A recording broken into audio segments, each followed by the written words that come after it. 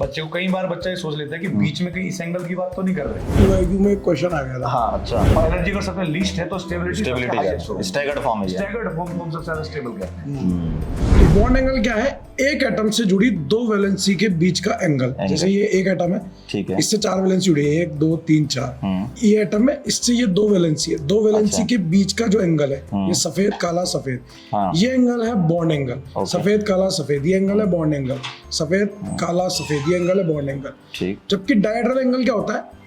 आगे वाले एटम और पीछे वाले एटम, आगे वाला एटम पीछे वाला एटम, आगे वाला पीछे वाला, आगे वाला पीछे वाला।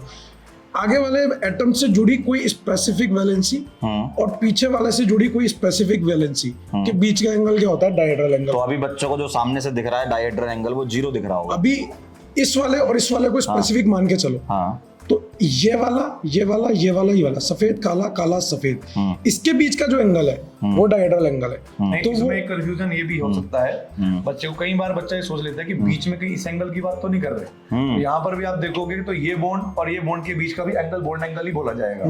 बट एक्चुअली में अगर हम मान लें कि यहाँ पर एक प्लेन है, इमेजिनरी प्लेन कंसीडर कर लें, ओके, तो ये प्लेन और इस प्लेन के बीच का जो एंगल है, मतलब ये CH बॉन्ड वाला। हाँ, ये वाला जो प्लेन है, देखो ठीक है, ऐसा होता है ना, सामने से आप ध्यान देखो, ये एटम आपको दिख रहा है, ये एटम दिख रहा है। अगर ये एक ही प्लेन में है तो एंगल मतलब एंगल 0 है। प्लेन के बीच के एंगल को डायहेड्रल एंगल बोलते हैं। ठीक है, ठीक है। तो अब जैसे ये हल्का सा मैंने टिल्ट किया फॉर एग्जांपल, तो 60 घुमा दो, इसका प्लेन और इसका प्लेन क्या हो जाएगा हमारे पास?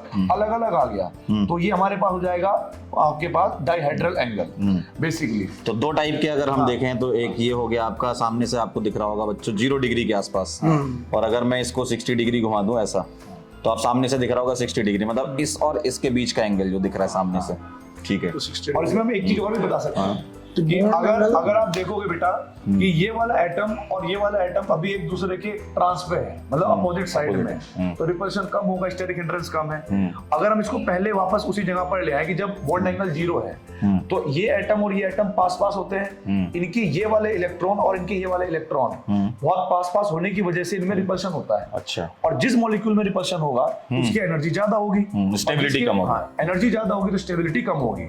तो ये इक्लिप्स फॉर्म एक हाईली अनस्टेबल फॉर्म है। अगर कोई आप लोगों से ये पूछे कि भाई जो इथेन है या कोई भी एल्केन है उसके कितने कन्फर्मर बनेंगे, तो आप इनफाइनाइट बनेंगे, क्योंकि किसी भी एंगल पे घुमा सकते हो, छोटे एंगल से इसको वो कर सकते हो। लेकिन हम बात किसकी करते हैं? मोस्ट स्टेबल की और लीस्ट स्टेबल। और बीच वालों को स्क्यू बोलते हैं वैसे। और पता है सर, एक बार पीवाईक्यू में एक क्वेश्चन आ गया था। हाँ, अच्छा, कि अगर इथेन के मॉलिक्यूल की बात करें, कन्फर्मर की बात करें, तो क्या उसमें बॉन्ड एंगल बॉन्ड लेंथ ये चेंज होती है क्या? आया था।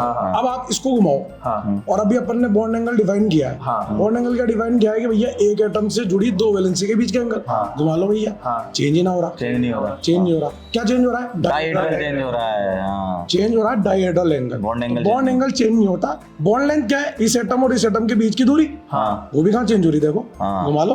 तो bond angle bond length same रहती है, डायहेड्रल एंगल चेंज होता है। ओके, ये पीवाईक्यू का क्वेश्चन। समझे बात को? ये अब उसी बात को कंटिन्यू करते हैं कि जब ये अपोजिट साइड में जाएगा तो हमारे पास इसको एंटी बोलते हैं, स्टैगर्ड फॉर्म बोलते हैं। तो ये वाले जो दो इलेक्ट्रॉन है इनके सामने कोई इलेक्ट्रॉन नहीं है, ये वाले दो इलेक्ट्रॉन है इनके पीछे कोई इलेक्ट्रॉन नहीं है, और यहाँ पर दो इलेक्ट्रॉन है तो इनके बीच में कोई इलेक्ट्रॉन नहीं है। तो यहाँ पे जो मिनिमम रिपल्शन होता है, मिनिमम रिपल्शन का माने एनर्जी लो, और एनर्जी का सबसे लीस्ट है तो स्टेबिलिटी स्टेगर्ड फॉर्म है। स्टेगर्ड फॉर्म को हम सबसे ज्यादा स्टेबल कहते हैं।